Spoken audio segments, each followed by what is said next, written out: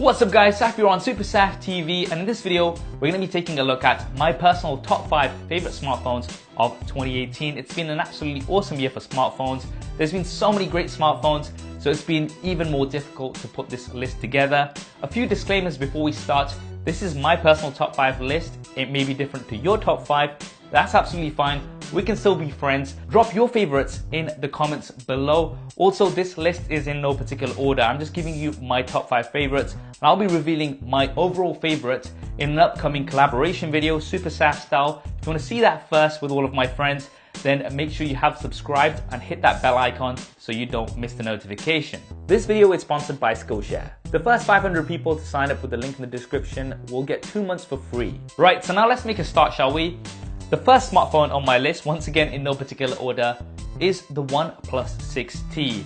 Now, this is still the best bang for buck flagship device that you can get out there, starting at around £500 or around $550 in the US, which is great for what you're getting. You've got a great AMOLED display with a very small notch, so if you're somebody who doesn't like notches, this shouldn't be too much of a problem. You've also got an in-display fingerprint scanner, and the thing that I like most about OnePlus devices is the speed. The tagline is the speed you need, and they definitely deliver. That is thanks to the powerful internals, plenty of RAM, and Oxygen OS, which is very light and very smooth. There's great battery life, and although you might not have some of the features that other flagships have, such as wireless charging and stereo speakers, for this price point, it is a great buy, and that is why it's made my top 5 list. Now, the second smartphone in this list is actually on the other side of the pricing scale, and that is of course the iPhone XS Max.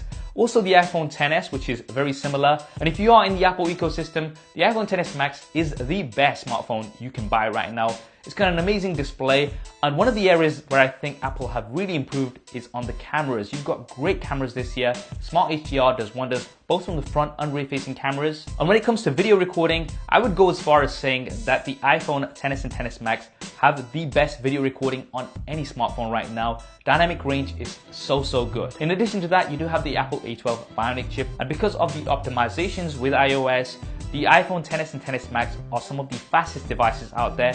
I've done lots of speed tests, and they beat pretty much every other Android competitor. Now, as mentioned, you are going to be paying quite a bit for the iPhone XS Max, especially if you go for the 512GB version, and you don't get some of the basic things that you get on other smartphones, such as a fast charger, which really should be included. If you can get over those facts, however, then it is a great smartphone. Moving on, third on my list is the Huawei Mate 20 Pro. Huawei have really upped their game this year, especially with the Mate 20 Pro, and it ticks so many boxes. You've got 3 cameras at the back, and this means that you're covering all bases. The main camera is great, but you've also got a telephoto camera, which I would say has the best zoom on any smartphone right now, 3 times optical zoom and 5 times hybrid zoom. But you also have the ultra wide camera, which I really like. Now, my favorite thing about the Mate 20 Pro is the battery life. It's got absolutely amazing battery life. I'm a very heavy user, and even towards the end of the day, I've still got like 40% left, which is really good. And if you do want to top up, you've got Huawei's Supercharge, which is the fastest charging on a smartphone that I've tested. Huawei claim around 70% in 30 minutes. Realistically speaking, I usually get around 65% in 30 minutes, which is still faster than anything else that I've tested. Now, I'm still not a huge fan of the EMUI software, and I know the Mate 20 Pro is not available in the US, but nevertheless, it is an absolutely great smartphone. Moving on to my fourth pick of the list, and that is the Google Pixel 3 XL, as well as Google Pixel 3. Now, there's 2 main reasons why the Pixel 3s made this list. The first is the cameras, and the second is the software. Now, I think unanimously, you must have heard lots of people saying that the Pixels have the best cameras on any smartphone, and I would definitely have to agree with that for images. Not for video, unfortunately. Video definitely needs some improvement in my opinion when it comes to the Pixels, but images are absolutely great. You've got amazing dynamic range, and the front-facing cameras, I can tell you hands down the Pixels take the best selfies, and that is because you've got dual front-facing cameras as well. So you've got a standard angle of view as well as a wide angle view, and they do an absolutely great job thanks to Google's Pixel Visual Core and all of the machine learning on software processing. Speaking of software, the Pixels do have Google's native UI on there, and that means you're going to be getting updates straight from Google. You're not going to have to wait around, and it gives you a very smooth experience. Now, you do have a massive notch, the biggest notch that we've seen on the smartphone, and I know this is something that a lot of you guys don't like. It is something that I got used to after using it for a bit, but I still think there's improvements that can be made to the Pixels, especially in the area of battery life and RAM. I think Google made a bad decision by going with 4 GB of RAM. They should have gone with at least 6 because of how demanding apps are and how much multitasking we do on a regular basis. But despite that, the Pixels are some of the best smartphones you can buy this year. Now, the final pick in my list, once again in no particular order, of course, has to be the Samsung Galaxy Note 9.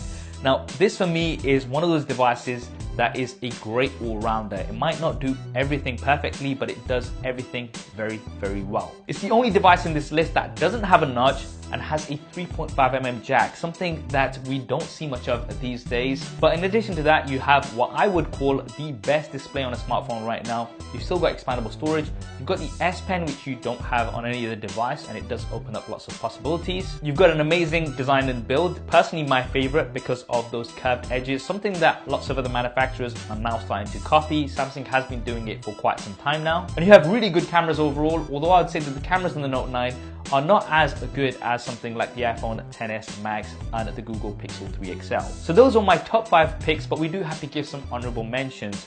Firstly, to the Samsung Galaxy S9 and S9 Plus, which are very similar to the Note 9, minus a few features. But overall, they are some great smartphones, and they would have made the top 5 list if it wasn't for the Note 9. We also had some very interesting smartphones from companies like Oppo and Vivo in the form of the Oppo Find X and the Vivo Nex. And these devices really did maximize the screen to body ratio by coming up with some mechanical and motorized solutions. There's also the LG V40, which is a great all-round device, but did fall short in some areas when we compare it to some of the other flagships out there.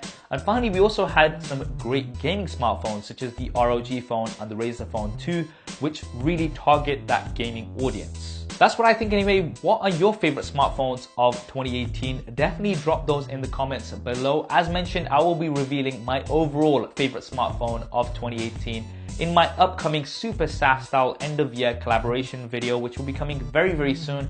If you want to see that first, make sure you have subscribed and switched on notifications by hitting that bell icon. And as mentioned towards the start, this video is sponsored by Skillshare. Skillshare is an online learning community with thousands of classes in design, technology, and much more. Their premium membership gives you unlimited access to high quality classes on must-know topics so you can improve your skills, unlock new opportunities, and do the work you love. A lot of people ask me, how did you learn video editing? And the answer is through online video classes. I've been checking out some Skillshare classes on Adobe Premiere Pro and Final Cut Pro X to improve my video editing skills, and you can do the same on many other topics. Skillshare is also more affordable than most learning platforms out there. An annual subscription is less than $10 a month. Furthermore, you can get 2 months for free using the link in the description below. However, this is limited to the first 500 people who sign up.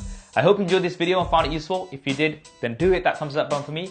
Thanks for watching. This is Saf on Super Saf TV, and I'll see you next time.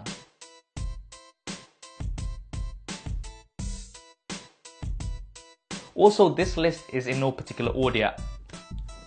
Mother.